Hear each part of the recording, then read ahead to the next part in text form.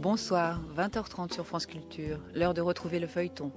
Cette semaine, en direct de la Maison de la Radio, pages arrachées à la correspondance de Tolkien. Un choix de texte de Vincent Ferré, réalisé par Jacques Taroni.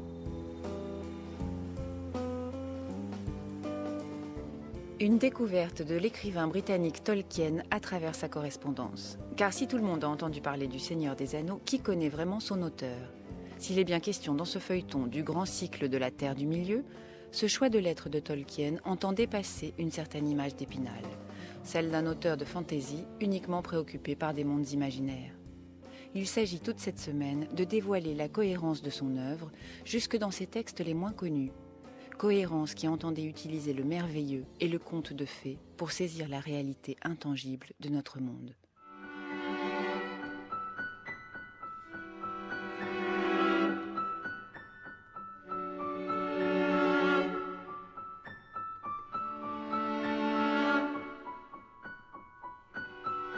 Page arrachée à la correspondance des lettres de Tolkien. En direct du studio 110. Texte choisi et présenté par Vincent Ferré. Lu par Jérôme Kircher.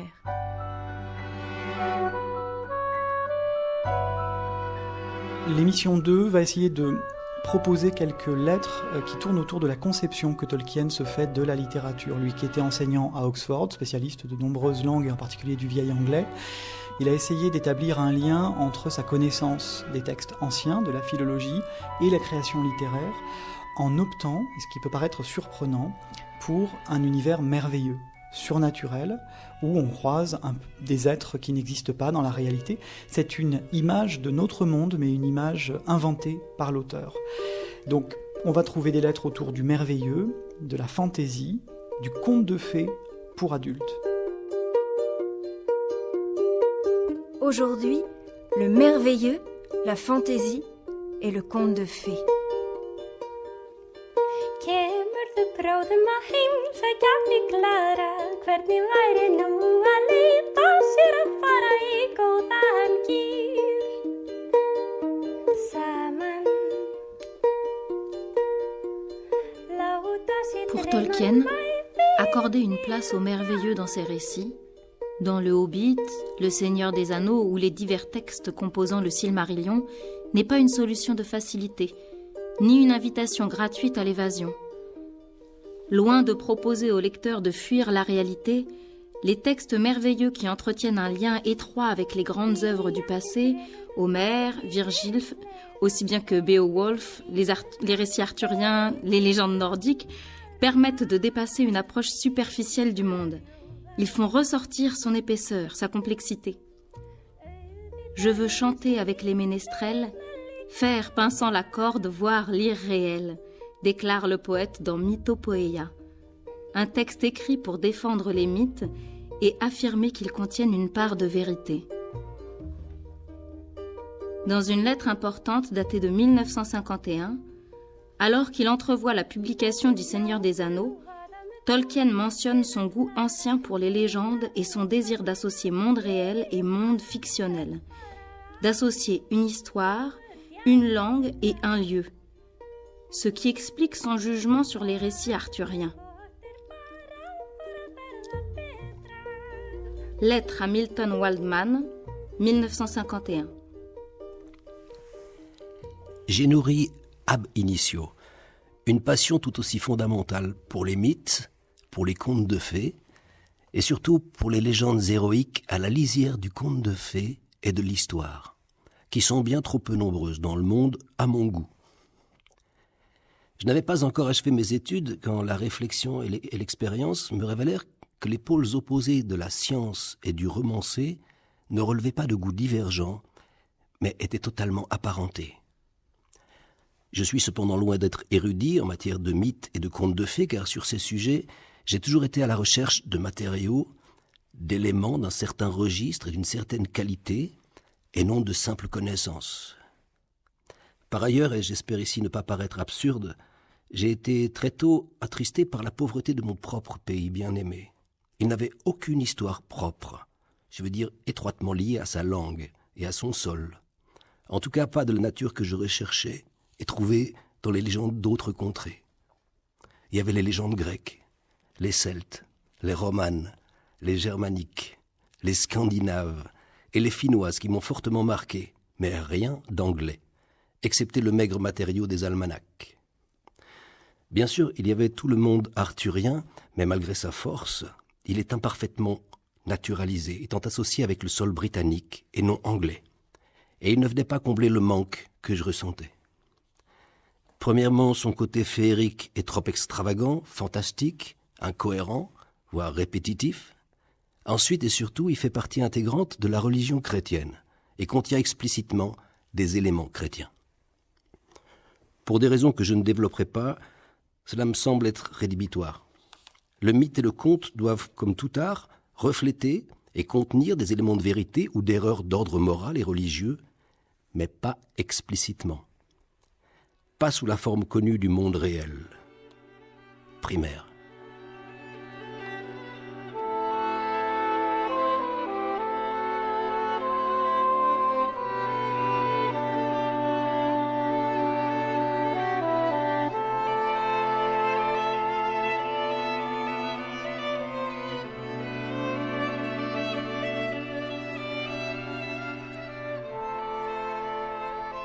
Tolkien évoquait ici son essai du conte de fées, où plusieurs décennies avant Bettelheim, qui s'appuie beaucoup sur lui dans sa psychanalyse des contes de fées, il réfléchit à l'importance du conte et du merveilleux pour l'enfant et le lecteur adulte. Mais jusqu'où faut-il associer le monde réel et le monde de la fiction ? Tolkien a-t-il voulu inventer une mythologie pour l'Angleterre, comme on le dit parfois ? La formule, qui fait débat, méconnaît d'une part l'évolution de Tolkien sur ce point, d'autre part, ce que le terme de mythologie a d'inadéquat pour évoquer la création par un seul homme d'un univers fictionnel. Ne vous moquez pas, mais il fut une époque, il y a longtemps que j'ai dû en rebattre, où j'avais dans l'idée de créer un ensemble de légendes plus ou moins reliées, allant du grandiose et cosmogonique aux contes de fées des romantiques. Elles seraient du registre et de la nature que je désirais, une sorte de fraîcheur et de clarté. Elles évoqueraient notre atmosphère, le climat, le sol du nord-ouest, c'est-à-dire la Grande-Bretagne, et les régions voisines en Europe, non l'Italie ou l'Égée, encore moins l'Orient. Et tout en possédant, si jamais je devais y parvenir, la pure beauté évanescente que d'aucuns qualifient de celte. Elles seraient nobles, épurées, adapté à l'esprit plus mûr d'une contrée depuis longtemps déjà imprégnée de poésie. Je comptais faire un récit complet de certains des principaux contes et seulement placer de nombreux autres dans la structure sous forme d'ébauche. Les cycles auraient été liés et auraient été un tout majestueux et dans le même temps auraient laissé le champ libre à d'autres esprits et à d'autres mains pratiquant le dessin, la musique, le théâtre. Enfin, absurde quoi.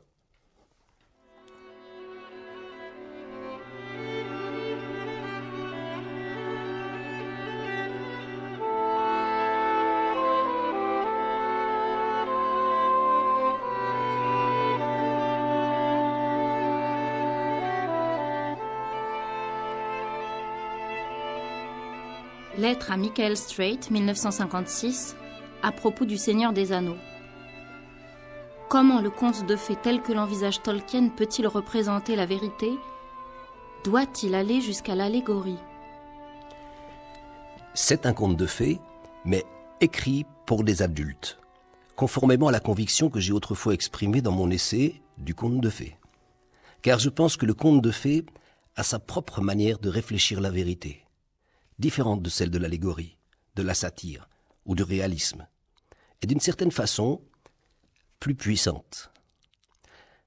Mais avant tout, il doit être réussi comme simple récit, je veux dire passionné, donner du plaisir et même émouvoir par moments, et se voir reconnaître une crédibilité littéraire à l'intérieur de son propre monde inventé. Réussir cela, c'était mon premier objectif. Mais si l'on entreprend de s'adresser à des adultes, à des gens adultes, mentalement en tout cas, ceux-ci ne prendront naturellement plaisir, ils seront passionnés ou émus, qu'à condition que l'ensemble ou que les péripéties semblent concerner une chose qui mérite leur attention. Plus par exemple que le simple danger et l'évasion, il doit y avoir un rapport avec la condition humaine de toutes les époques. Une partie des réflexions et des valeurs du conteur lui-même va donc nécessairement s'y mêler. Ce n'est pas la même chose que l'allégorie. Tous, en groupe ou comme individus, nous illustrons des principes généraux, mais nous ne les représentons pas. Les hobbits, par exemple, ne sont pas plus une allégorie que les pygmées de la forêt africaine. Gollum n'est à mes yeux qu'un personnage, une personne inventée qui, dans une certaine situation, soumis à des tensions contraires, a agi de telle et telle manière, ainsi qu'il paraissait probable qu'il agit. Il y a toujours un élément imprévisible chez tout individu, réel ou inventé, sans quoi il ou elle ne serait pas un individu, mais un type.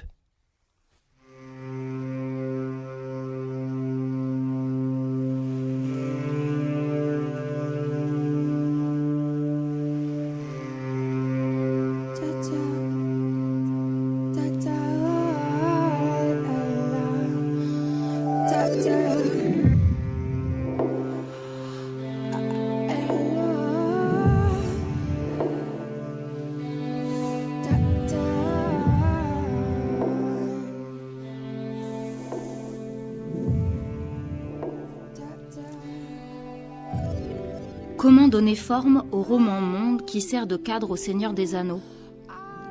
Tolkien ne cherche pas l'exhaustivité. Il n'entend pas envisager tous les aspects de ce monde imaginaire, mais plutôt parvenir à un équilibre entre la description minutieuse d'une géographie, d'une histoire, de langue, et le recours à l'art de la suggestion. Comme il l'explique à un lecteur en 1963, une partie de l'attrait du Seigneur des Anneaux est due aux aperçus d'une vaste histoire qui se trouve à l'arrière-plan. Un attrait comme celui que possède une île inviolée que l'on voit de très loin, ou des tours d'une ville lointaine miroitant dans un brouillard éclairé par le soleil. S'y rendre, c'est détruire la magie, à moins que n'apparaissent de nouvelles visions inaccessibles. L'extrait suivant, plus ancien, date de la longue période de gestation du Seigneur des Anneaux, en 1944-1945. Tolkien envoie son roman à lire par chapitre à son fils Christopher, qui suit un entraînement de pilote dans la Royal Air Force. 30 janvier 1945. Mon cher Christopher, je suis tellement content que tu trouves l'anneau toujours aussi bon et que, apparemment, il parvient à faire ce qui est difficile dans un long récit, maintenir une différence de qualité et d'atmosphère entre les événements, qui pourraient sinon devenir facilement routiniers. Pour ma part, ce qui m'a probablement le plus ému, c'est le discours de Sam sur le tissu sans couture des histoires, ainsi que la scène où Frodo s'endort contre lui, et la tragédie de Gollum, qui à ce moment est à un cheveu du repentir. Il y a deux émotions totalement différentes. L'une qui m'émeut au plus haut point et que j'éprouve quelques difficultés à évoquer, la sensation déchirante du passé disparu. Ce sont les mots de Gandalf au sujet du Palantir qui l'expriment le mieux. L'autre, une émotion plus ordinaire, le triomphe, le pathos, la tragédie liée au personnage. Celle-ci, j'apprends à l'obtenir au fur et à mesure que j'apprends à connaître mes créatures. Mais elle ne se trouve pas aussi près de mon cœur et elle m'est imposée par le dilemme fondamental de la littérature. Une histoire doit être racontée où il n'y a pas d'histoire, mais les histoires les plus émouvantes sont celles que l'on ne raconte pas. Je pense que Celebrimbor t'émeut parce qu'il véhicule immédiatement la sensation qu'existe à l'infini des histoires à raconter. Des montagnes vues au loin que l'on n'escaladera jamais. Des arbres lointains dont on ne s'approchera jamais.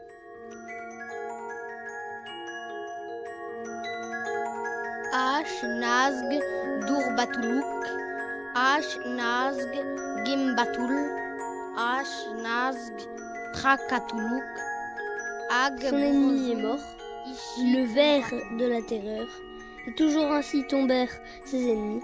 L'épée est aiguë, la lance est longue, les flèches rapides, la porte est solide, le cœur vaillant qui surveille l'or. Les nains n'endureront plus de tort, les nains de jadis firent La de vallée puissance où les arbres charmes. sous une lumière Quand les marteaux tombent, Tandis que ces pensées Comme les lui cloches. passaient par la tête, les elfes, très gais, commencèrent à chanter une chanson près de la porte d'eau. Certains avaient déjà été halés les cordes qui relevaient la herse, de façon à laisser passer les tonneaux aussitôt qu'ils seraient tous à flot en dessous.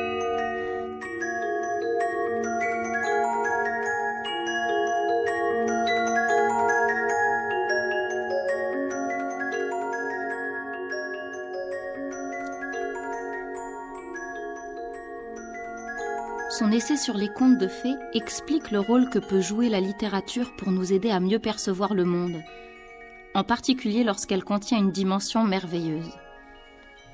Nous devrions contempler de nouveau le vert et être derechef saisis, mais non aveuglés, par le bleu, le jaune et le rouge. Nous devrions rencontrer le centaure et le dragon et puis peut-être voir soudain, comme les anciens bergers, les moutons, les chiens, les chevaux et les loups. Ce dépassement des apparences, ce recouvrement, comme ils l'appellent, les contes de fées nous aident à le réaliser. Mais viser une forme de vraisemblance peut paraître paradoxal dans un récit merveilleux où la magie joue un rôle aussi important. Tolkien précise au moment de la parution du Seigneur des Anneaux ce que représente la magie dans son roman où plusieurs personnages la pratiquent. L'elfe Galadriel, le mage Gandalf, Saruman, le Seigneur des Anneaux, ainsi que l'ennemi, autrement dit Sauron.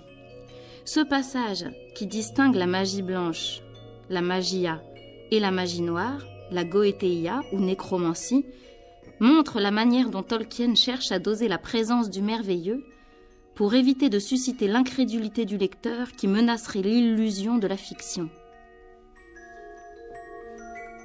Lettre à Naomi Mitchison, septembre 1954. Les opérations de l'ennemi ne sont en aucun cas toutes des tromperies goétiques, mais de la magie qui a des effets réels dans le monde physique. Mais sa magia, il l'utilise pour renverser les peuples et les choses, et sa goétéia pour terroriser et subjuguer. L'ennemi, ou ceux qui sont devenus comme lui, apprécient les machines, aux effets maléfiques, destructeurs, parce que les magiciens, qui ont fini par se préoccuper avant tout de l'utilisation de la magia à des fins de pouvoir, agiraient ainsi.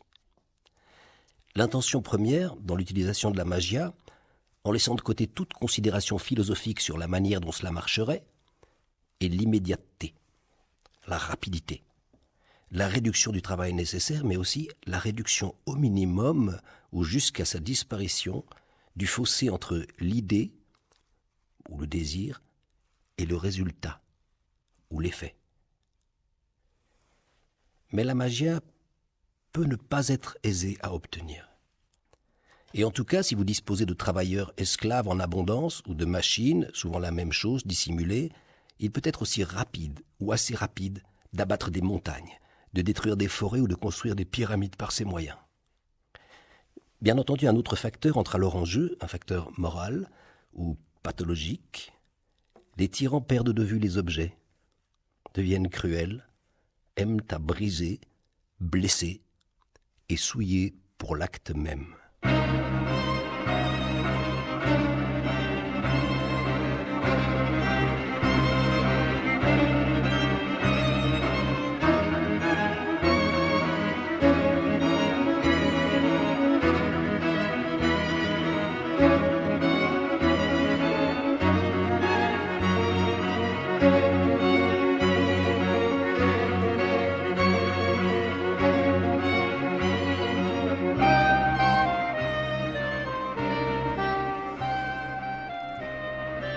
Enfin, le rapport à l'histoire de ce monde imaginaire né pendant la Première Guerre mondiale, qui se développe tout au long de la Seconde Guerre, apparaît de manière exemplaire lorsque des éditeurs allemands intéressés par le Hobbit, publié en 1937, exigent de Tolkien une attestation d'origine aryenne.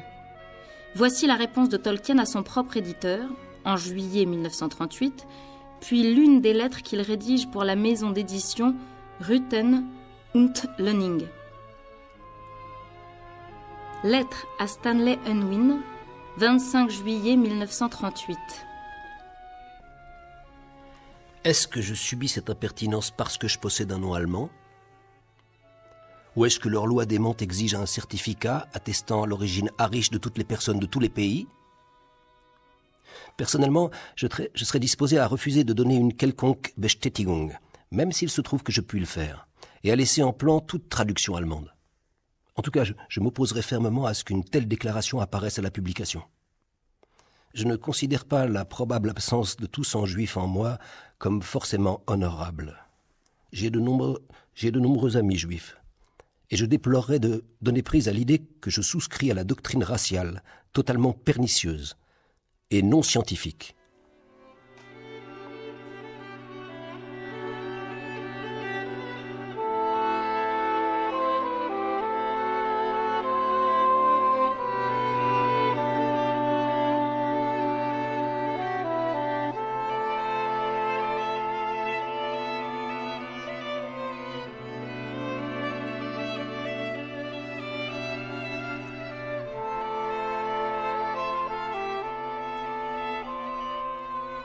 Tolkien a laissé à sa maison d'édition, Allen & Unwin, choisir entre 2 réponses possibles en leur envoyant 2 lettres.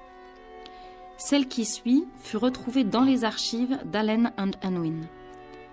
De manière typique, en philologue, Tolkien commence par reprendre son contradicteur sur le terme arish, arien.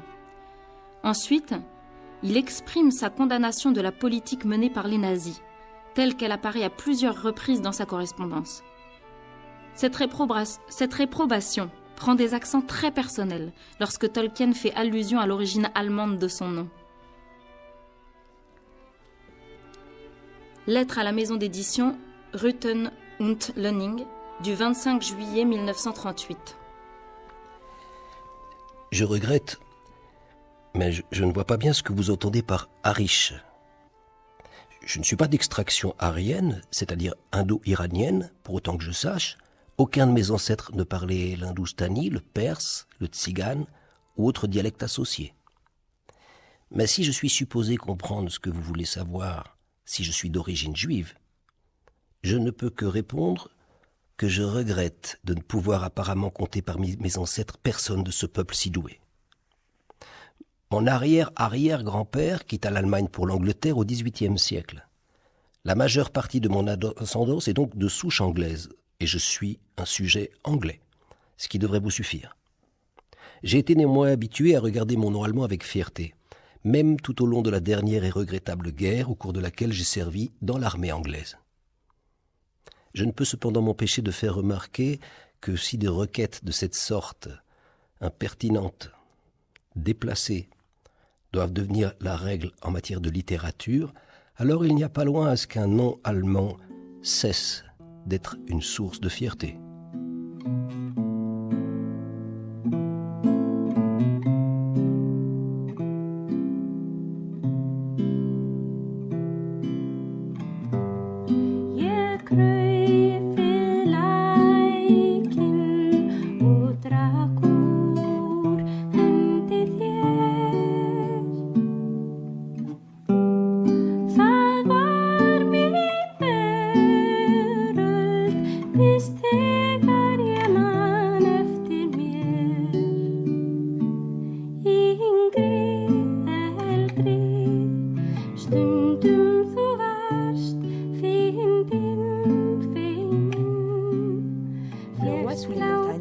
Roi de la pierre taillée, le seigneur des fontaines d'argent, rentrera dans ses possessions. Sa couronne sera relevée, sa harpe remontée, ses salles retentiront de l'écho doré des chants de jadis rechantés. Les forêts onduleront sur les montagnes et l'herbe sous le soleil. Ses richesses couleront dans les sources et les rivières courront dorées. Les ruisseaux couleront dans l'allégresse, les lacs scintilleront et brûleront. Tout chagrin, toute tristesse passeront au retour du roi de la montagne.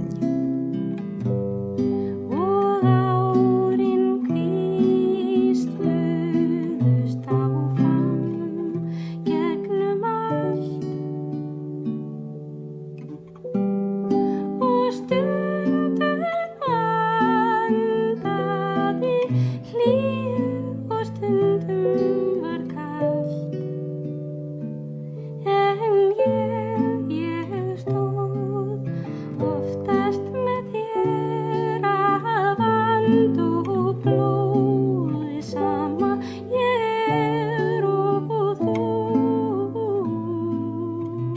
C'était Pages arrachées à la correspondance des lettres de Tolkien, en direct du studio 110.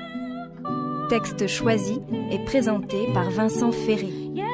Lu par Jérôme Kircher et Odile Grosset-Grange.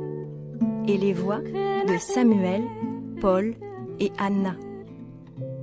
Conseillère littéraire, Emmanuelle Chevrière. Équipe de réalisation, Claire Levasseur, Pierre-Henry, Lise-Marie Barré et Jacques Taroni. La correspondance de Tolkien est parue aux éditions Bourgois dans une traduction de Delphine Martin et Vincent Ferré.